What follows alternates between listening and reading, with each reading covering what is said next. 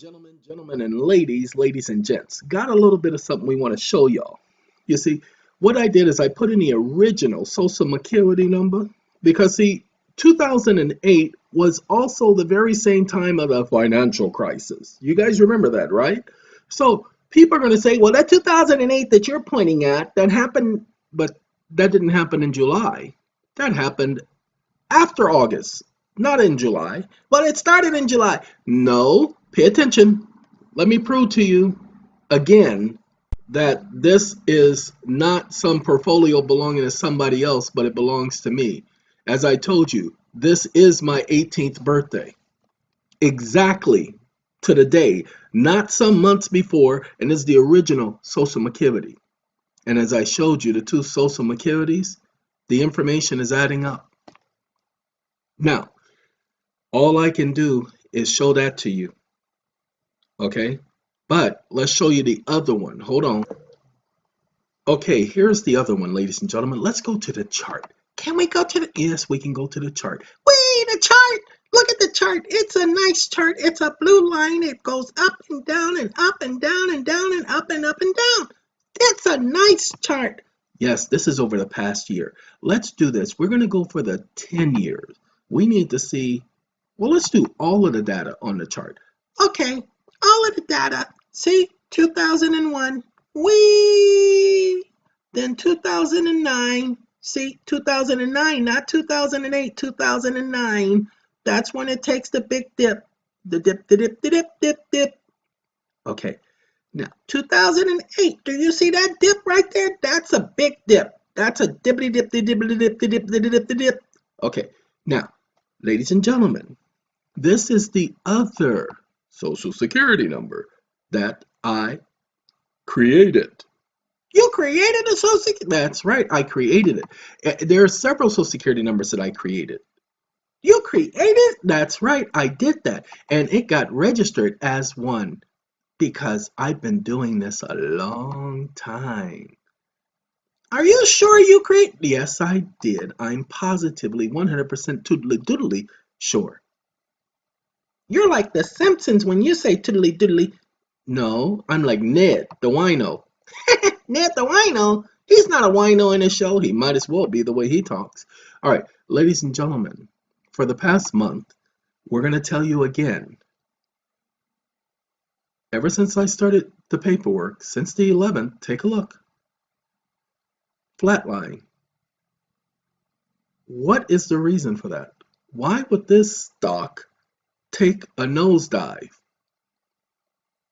It went from trading above 180 to now $18. What happened? Amazing, huh? If I had not been able to do this, I would not have been able to prove this. So there you go. I just wanted to bring this information to some of yours attention. Look, the call and the video done today is only designed to help you with your research. Many people were withholding the information. The information is not private. The only thing you have to do, you see the telephone call. I wish I could have played the whole call for you, okay? But I was on Google Voice, and so I couldn't. Look, let me give you guys a little bit of information.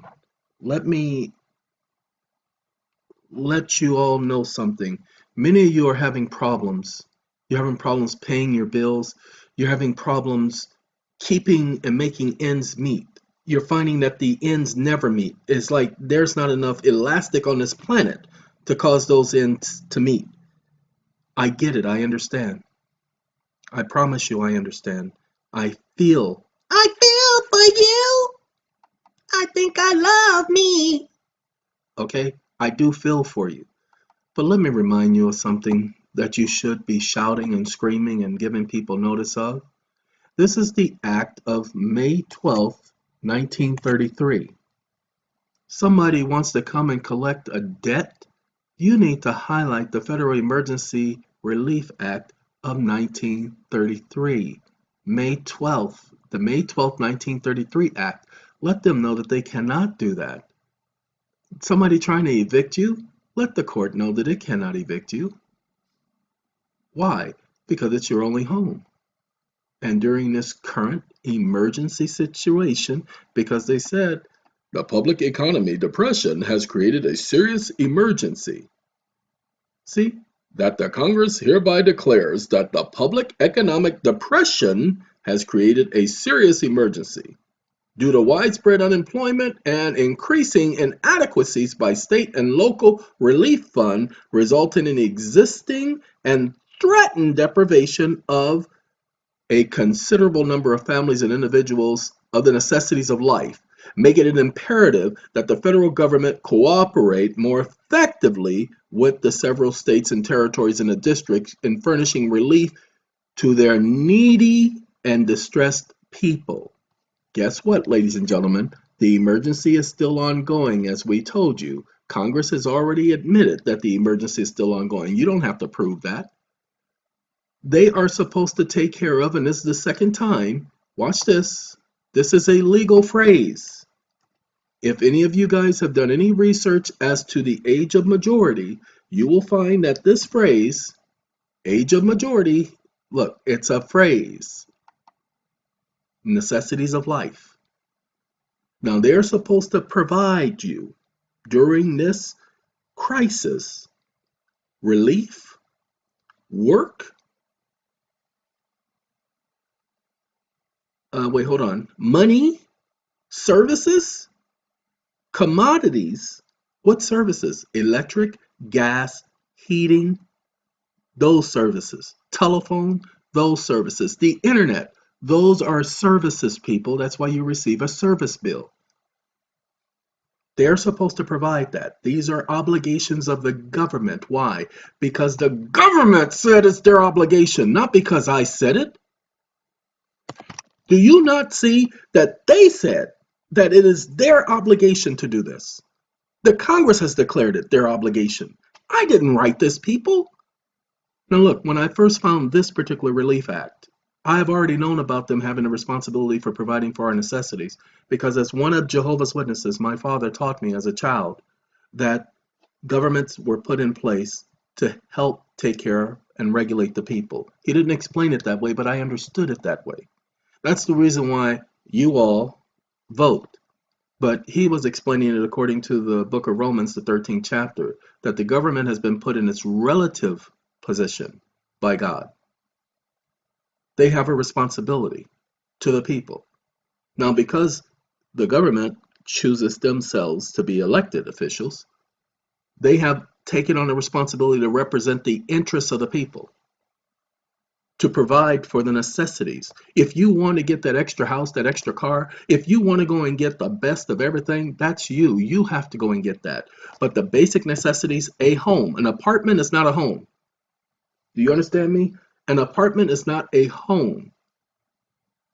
Remember, they were supposed to provide housing. An apartment is not a house. We know the difference between an apartment and a house. You don't believe me? Go ahead and look up the definition of both. So an apartment is not a house. That's why you have all of those government housing projects. We're not talking about the housing projects where they made all those apartments. That was something they did later. That was never intended. Go back and look. There were no housing projects before this stupid emergency.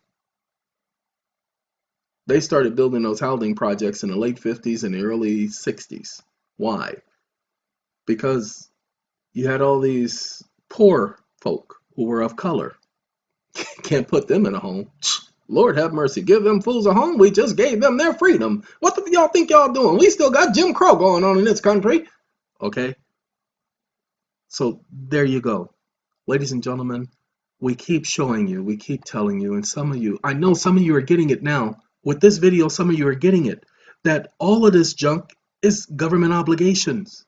We keep showing it to you. So many videos, we keep pointing it out, that the ownership of all property is in the United States. It's in the state through the government. The ownership of all property is in the state. That's why all property is registered with the state.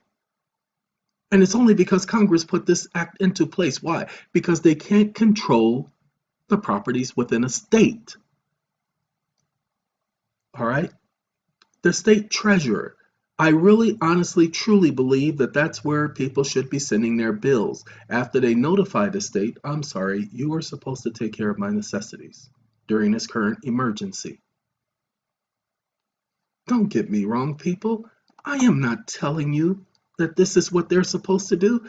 They're telling you that the present economic depression, there is no money, has created a serious emergency. And due to the widespread unemployment, why? Because you can't earn a living. And the increasing inadequacies of state and local relief funds, resulting in the existing and threatening deprivation of considerable numbers of families and individuals of the necessities of life. That's right.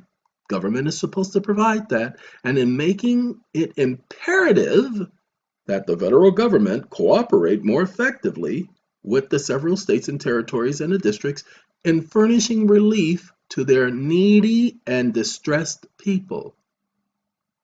No, I don't want to go apply for welfare. I'm not supposed to apply for welfare. I am not on welfare. I am in not need of welfare. I'm in need of relief. And relief comes in the form of, and that's when you go to section number 4. Hold on. Section number 4 says the relief shall be in the form of money, services, materials, commodities to provide for the necessities of life. And that even includes individuals who are non-residents, who are transients, who are homeless. Okay? But it doesn't say home. Of course it does. Because a home is a necessity of life. Food, clothing, shelter. Go back and read Matthew, the 6th chapter. Jesus told people not to be anxious about tomorrow, about what they're going to wear, what they're going to put on. Okay? Food, clothing, shelter. Those are the basic necessities of life. And if you have shelter, you must have a means for maintaining that shelter, including electricity. That's why the government regulates the electrical companies. Why? Because they don't own the electricity. They're only providing a service. The water company, they don't own the water.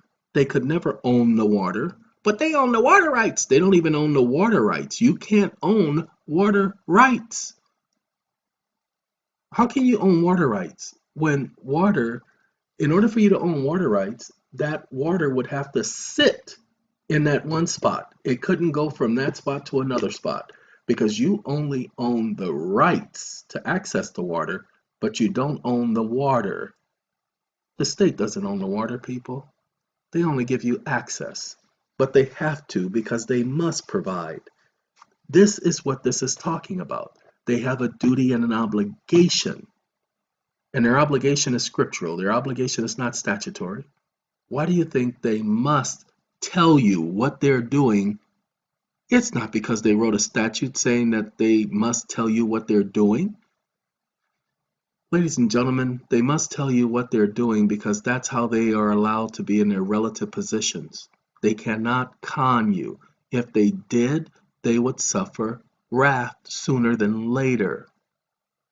Most people don't pay attention to stuff like this, but I'm here to give this information to you because it's supposed to be beneficial.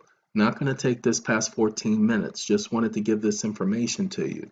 So as far as the Cusip numbers, ladies and gentlemen, I got mine. You going to get yours? And by the way, we got less than 10 seconds. I don't care who argues. I don't care who says this is not the right number. That's not, I'm using it as that. If they want to come in and say it's not the right number, let them prove it. Gotta go, people. Take care.